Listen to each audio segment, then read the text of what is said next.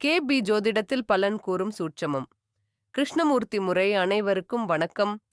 இந்த வீடியோவில் என்ன மாதிரியான கேள்விகளை கேட்பார், அவற்றுக்கு நம்ம எப்படி முறையாக பதில் பார்க்கிறது என்பதை பற்றி பார்ப்போம்.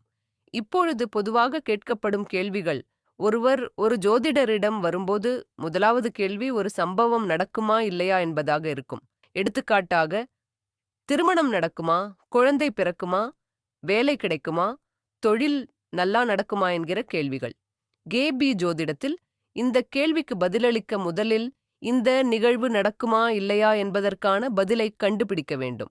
உதாரணமாக, திருமணம் நடக்குமா என்றால் 7ஆம் பாவத்தின் உபநட்சத்திரத்தை பார்த்து, அந்த உபநட்சத்திரம் எந்த கிரகத்தின் கீழ் இருக்கிறது, அந்த கிரகம் எந்த பாவங்களை குறிக்கிறது என்பதை பார்த்து முடிவு செய்யப்படுகிறது. எடுத்துக்காட்டாக, 7ஆம் பாவம் கடக ராசியில் இருக்கிறது.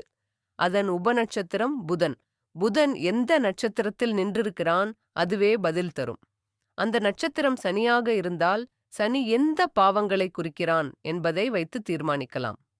2, 7, 11ஆம் பாவங்களை சனி குறிக்கிறானா என்பதை கண்டறிந்து திருமணம் நடக்குமா இல்லையா என்பதை தீர்மானிக்கலாம். அதேபோல சொத்து வாங்கும் வாய்ப்பு இருக்கிறதா என்று பார்க்க 4ஆம் பாவத்தை கணிக்க வேண்டும். அதன் உபநட்சத்திரம் சுக்கிரன். சுக்கிரன் எந்த நட்சத்திரத்தில் நின்றிருக்கிறான், அந்த நட்சத்திர கிரகம் எந்த பாவங்களை குறிக்கிறது என்பதை வைத்து சொத்து வாங்குவாரா இல்லையா என்பது தெரிந்து கொள்ளலாம்.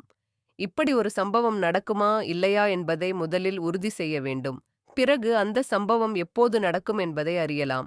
அதற்காக கணிக்க வேண்டியவை சம்பந்தப்பட்ட பாவங்கள், திருமணத்திற்கு 2, 7, 11, அவற்றின் அதிபதிகள், நட்சத்திராதிபதிகள் மற்றும் அவர்கள் எந்த தசை, புத்தி, அந்தர, சூட்சமத்தில் உள்ளார்கள் என்பதை பார்க்க வேண்டும். திருமணம் எப்போது நடக்கும், அதை கணிக்கும்போது தற்போதைய தசை, புத்தி, அந்தரம் மற்றும் கோச்சார டிரான்சிட்டிவ் நிலைகள் அனைத்தையும் எடுத்துக்கொண்டு திருமண காலத்தை துல்லியமாக நிர்ணயிக்கலாம். இந்த மாதிரி ஒவ்வொரு சம்பவத்தையும் 3 கட்டமாக பிரிக்கலாம். 1. நடக்குமா இல்லையா. 2ஆம் எப்போது நடக்கும். 3ஆவது எதுபோல் இருக்கும். Qualitative aspects. இந்த மாதிரி ஒரு முறையான மற்றும் தெளிவான ஜோதிட முறையை எனக்கு கற்றுத்தந்த என்னுடைய குருநாதர் KS கிருஷ்ணமூர்த்தி அவர்களுக்கு என் மனமார்ந்த நன்றியை இவ்விடம் தெரிவித்துக் கொள்கிறேன். நன்றி.